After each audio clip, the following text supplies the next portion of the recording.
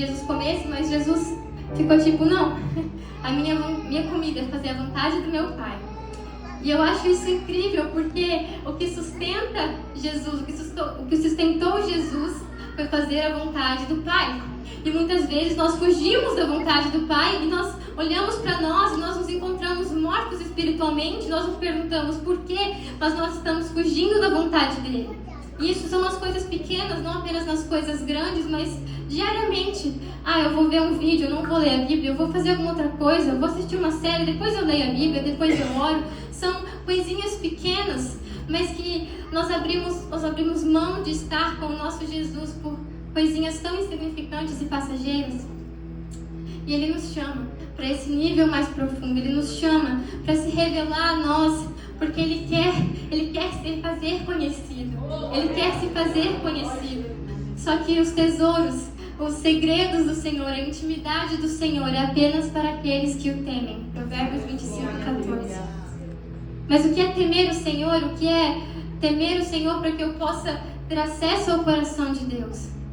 Temer ao Senhor é entender que Ele é soberano, é entender que Ele é o Todo-Poderoso, é entender que Ele é o Criador do Universo, que Ele é aquele que era, que é, que há de vir e que Ele quer ser meu amigo. Temer ao Senhor é amá-lo reverentemente, é entender que Ele, sendo Deus, se fez homem para estar conosco e para viver conosco. A realidade que nós vamos viver na eternidade é completamente diferente da realidade que nós vivemos hoje. Em Apocalipse 21, a Bíblia fala sobre como vai ser na Nova Jerusalém.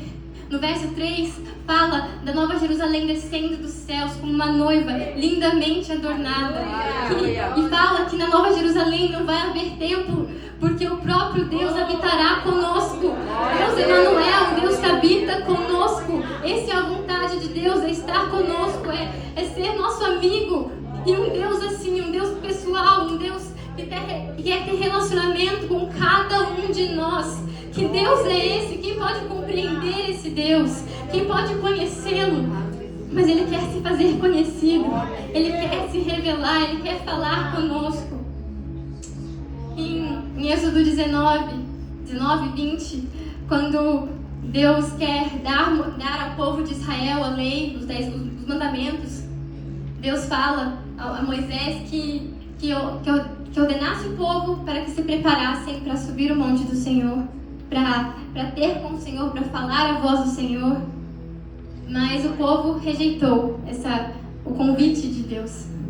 O povo ficou com medo porque o Monte Sinai estava cheio da glória de Deus. A glória do Senhor era como uma fumaça, uma nuvem espessa e escura que cobria o monte. E o povo ficou com medo de morrer se subisse. O povo rejeitou o convite do Deus vivo de ouvir a voz dele, porque ficaram com medo da morte.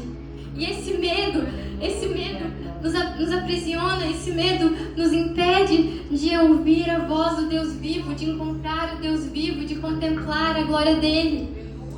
Mas se nós deixarmos esse medo, para trás e subirmos o monte do Senhor, e se nós morrermos para subirmos o monte do Senhor e para contemplar a sua glória, o que acontece? O que é melhor? Ficar vivo no deserto ou subir o monte do Senhor e contemplá-lo e vê-lo, o Deus vivo? O que é melhor? Eu guardar as minhas coisas, guardar aquilo que os meus pecados de estimação, e até mesmo aquilo que é lícito, aquilo que não é pecado. E se eu ficar com todas as minhas coisinhas e não abrir mão delas, mas abrir mão da glória de Deus? Será que vale a pena? Eu acho que não. Eu acho que não vale a pena abrir mão daquilo que o Senhor nos oferece. Paulo disse que ele considerava tudo como esterco para poder ganhar em Cristo. E Jesus, no Novo Testamento, diz que a Bíblia diz que se nós nos ajuntarmos com Ele, se nós morrermos com Ele, nos ajuntarmos com Ele em seus sofrimentos, nós também participaremos com Ele de sua glória e ressurreição. Se com Ele formos crucificados, com Ele também ressuscitaremos. Se com Ele morrermos e se formos resistentes e persistentes durante os sofrimentos de Jesus, nós seremos glorificados com Ele. E não há nada que se compara com a glória do Senhor, não há nada que possa ser melhor do que a sua presença. Romanos 8,18, os sofrimentos dessa terra não podem ser comparados com a glória que há de ser revelada a nós no futuro. E essa glória, ela mata. Essa glória, ela mata a minha carne. Essa glória, ela mata aquilo que desagrada o Senhor dentro de mim. E é muito triste quando o medo da morte, quando o medo de sentir a dor da carne morrendo, quando esse medo fala mais alto do que a glória do Senhor. Eu oro para que o Senhor possa tirar do nosso coração esse medo, nos encher com o amor dele, que lança fora todo o medo, para que a gente possa contemplar a glória dele. Porque a glória dele é a única coisa que nos satisfaz, a glória dele é a única coisa que nos enche, assim como aquilo que sustentava Jesus era a vontade de Deus. Assim também, aquilo que nos sustenta é agradar o coração do Pai. Conhecer a vontade dele é sobre agradá-lo, não é sobre saber qual é o meu futuro, porque às vezes nós nos aproximamos do Senhor querendo saber qual é a vontade dele, só que a nossa intenção é saber o que vai acontecer com a gente, como alguém que vai a um vidente, alguém que lê mãos, para saber o que vai acontecer comigo, para saber com quem que eu vou casar, com quantos filhos eu vou ter, onde que eu vou morar no futuro. E a nossa intenção para chegar no Senhor, se é essa, é saber o que vai acontecer comigo, é egoísta. Nós precisamos nos achegar ao Senhor, não com intenções egoístas, mas por entendermos que a vontade do Senhor é aquilo que o agrada, e agradar o coração dele é a única coisa que vai nos satisfazer, é a única coisa que vai nos sustentar de verdade. A única coisa é como fast food e comida saudável. Se você se tiverem uma opção de comer uma pizza ou uma salada, geralmente a gente vai para pizza, geralmente a gente vai para aquilo que é mais gostoso e não tão saudável. E não só fisicamente, mas espiritualmente nós fazemos isso.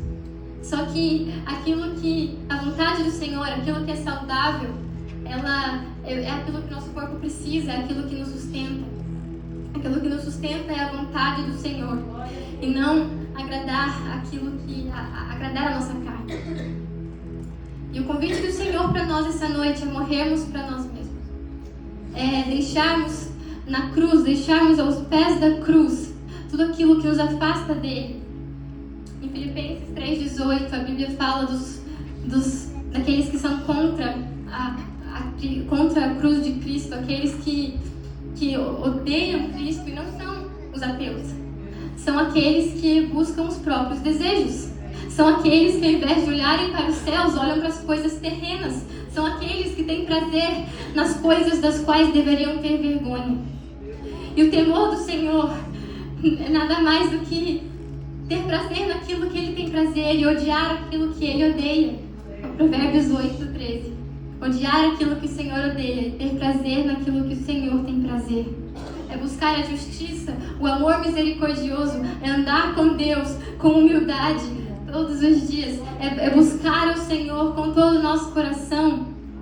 É isso que vai nos satisfazer. É isso que vai agradar o coração do Pai.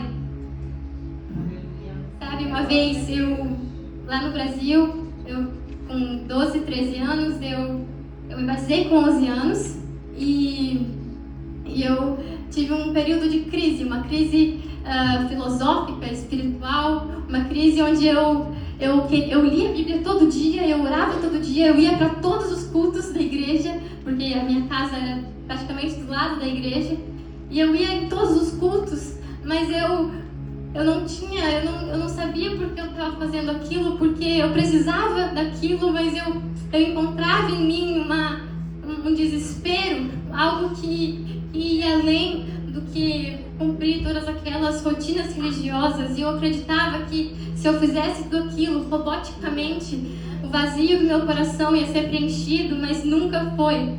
Até que uma vez, numa reunião de oração, uma querida irmã nossa do Brasil, ela veio orar por mim. e ela falou: filha, o Senhor tem prazer em ti, o Senhor te agrada de ti. E quando ela falou isso transformou a minha vida, porque saber que o Senhor tem prazer em mim, isso é melhor do que qualquer outra coisa. Salmos diz que o amor do Senhor, o seu amor é melhor do que a vida. E saber que Deus tinha prazer em mim, isso me transformou, isso me libertou daquela rotina religiosa que eu tinha. Eu não parei de ler a Bíblia, não parei de orar, mas agora eu tenho um motivo certo, porque eu sei que o Pai não se agrada de mim, o Pai não se agrada em mim porque eu faço essas coisas. Mas antes de começar a ter aquela rotina, o Senhor já tinha prazer em mim. Em Mateus 3:16 e 17, o Senhor fala, a voz do Pai é ouvida, e quando Jesus é batizado, e o Pai fala: tu és meu filho amado, em quem eu me comprazo, em quem eu tenho prazer. E isso é verdade não apenas para Jesus, mas para nós também. Nós somos filhos amados e é por isso que Ele tem prazer em nós. Não porque a gente vai à igreja, não porque nós fazemos isso ou aquilo, mas pelo simples fato de sermos seus filhos. Ele se agrada em nós e Ele tem prazer em nós.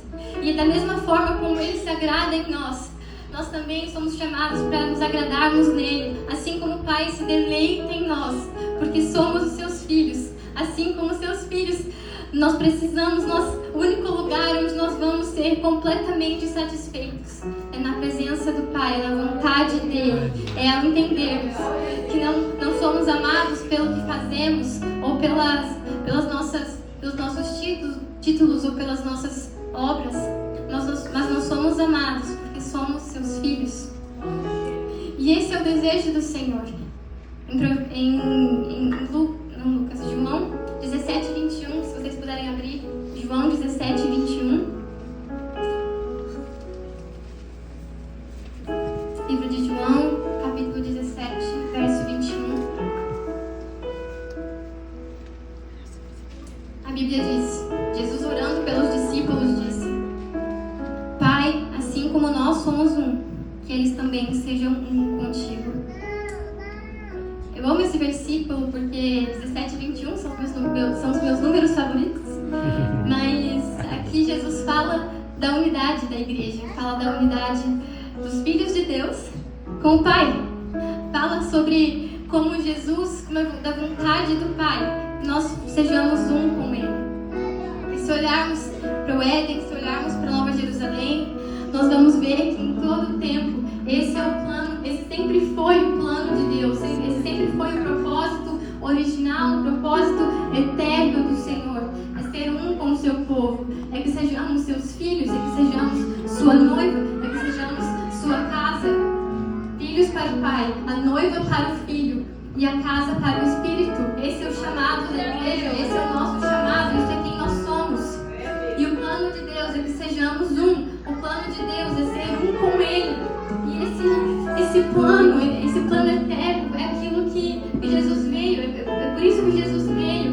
Não é para que a gente cumpra tarefas ou para que nos exaustemos com funções ou com metas que nós colocamos para nós mesmos, mas é sobre agradar o coração do Pai, é sobre ser um com Ele, é sobre nos deleitarmos na presença do Pai.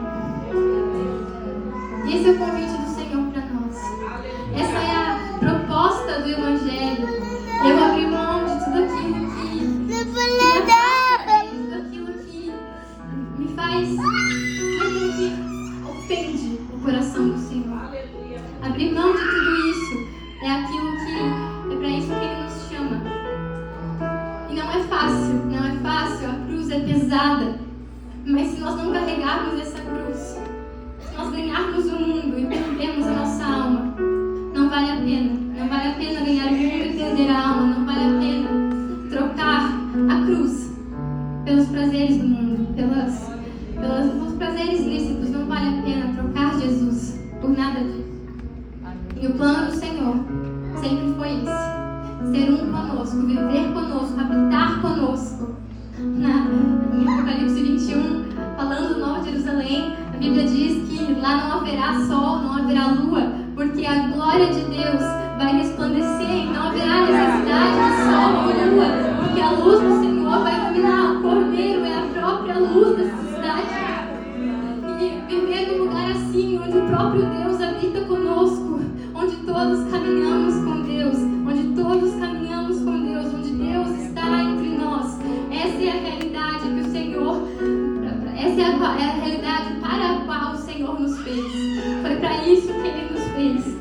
E o povo de Israel rejeitou isso. Em Êxodo 20, rejeitaram o convite do Senhor. Mas que minha oração nessa noite é que o Senhor não nos deixe rejeitar o convite dEle, de estarmos com Ele. Que por nada nós deixemos a presença do Senhor, que por nada nos deixe com medo, que nada nos impeça de subirmos o Monte Santo do Senhor e contemplarmos a sua glória. Porque Abacuque 2,14, essa é a vontade do Senhor. E a terra será cheia do conhecimento da glória de Deus, como as águas cobrem o mar. Esse é o desejo do Eterno. Não apenas ser cheia da glória, mas ser cheia do conhecimento da glória de Deus. Porque Deus quer não apenas nos encher com sua glória, mas fazer conhecida a sua glória para nós. É sobre conhecermos esse Deus, é sobre conhecermos o seu coração e agradá-lo. Porque quando agradamos o Pai, nós somos satisfeitos. Quando agradamos o coração do Pai, o nosso anseio por aquilo que é eterno é satisfeito. E é somente nele que é satisfeito. Não há nada melhor do que a presença do Senhor. Não há nada melhor do que essa glória, o conhecimento dessa glória que enche a terra, assim como as águas cobrem o mar. Eu gostaria de finalizar fazendo uma oração.